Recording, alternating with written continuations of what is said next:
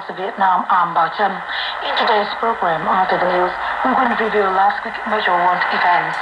Current affairs related to Vietnam's relations with the Czech Republic and Azerbaijan. Color from Vietnam, Vietnam's 54 ethnic groups will introduce you to the Vân Kiều ethnic group.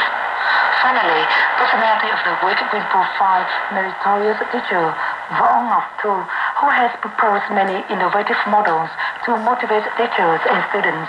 First, hear the news. In the news headlines, President Trương Tấn Sang proposes a visit to the Czech Republic.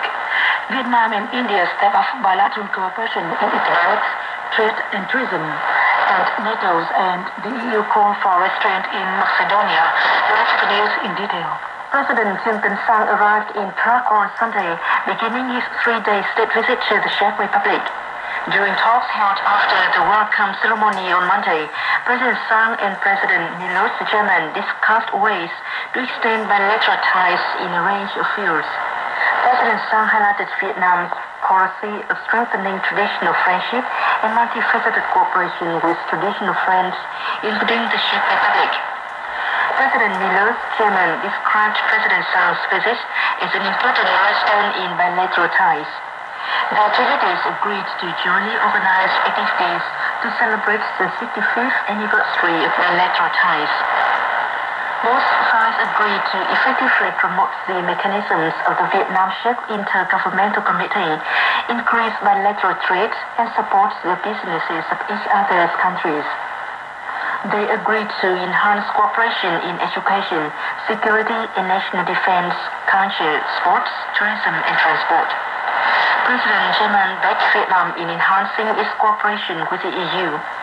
He said that the Czech Republic had approved the framework agreement on the EU-Vietnam Comprehensive Partnership and committed to lobby the EU to approve the framework agreement soon and finalize negotiations on the EU-Vietnam Free Trade Agreement.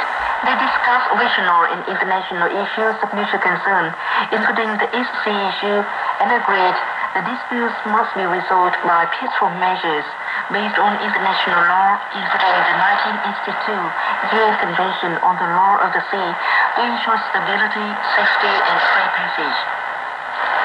The National Assembly Standing Committee convened its 38th session in Hanoi on Monday. In his opening speech, National Assembly Chairman Nguyễn Sinh Hùng said, "This meeting will focus on contributing opinions to the government's supplementary reports on the implementation of socio-economic development plans, the state budget for 2014 and early 2015, the 2013 state budget balance, the practice of thrift and waste prevention.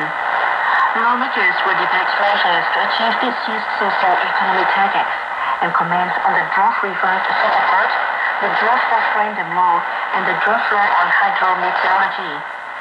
They will work on the apparatus and personnel of the People's Supreme Procuracy and the People's Supreme Court and government projects on establishing grassroots level administrative units in Trà Vinh, Hậu Giang, Bình Phước, Thái Nguyên, and Bạc Liêu province.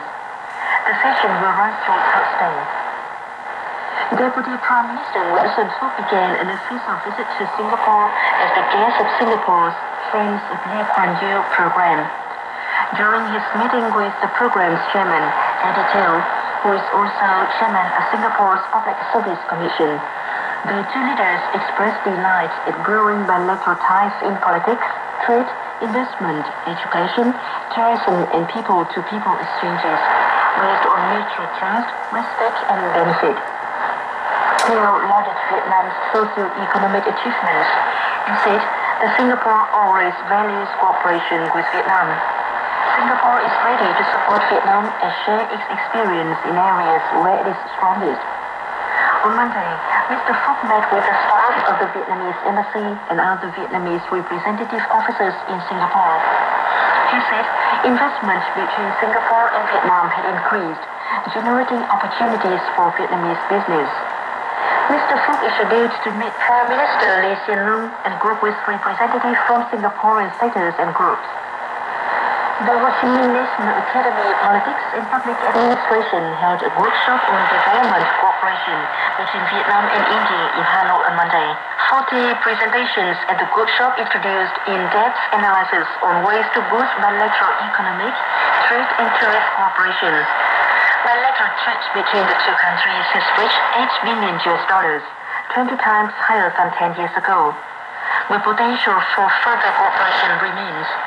Indian Ambassador to Vietnam, Preeti Saran said, "What is the single biggest impediment that has prevented greater trade, investment and tourism, and people-to-people contact between our two countries?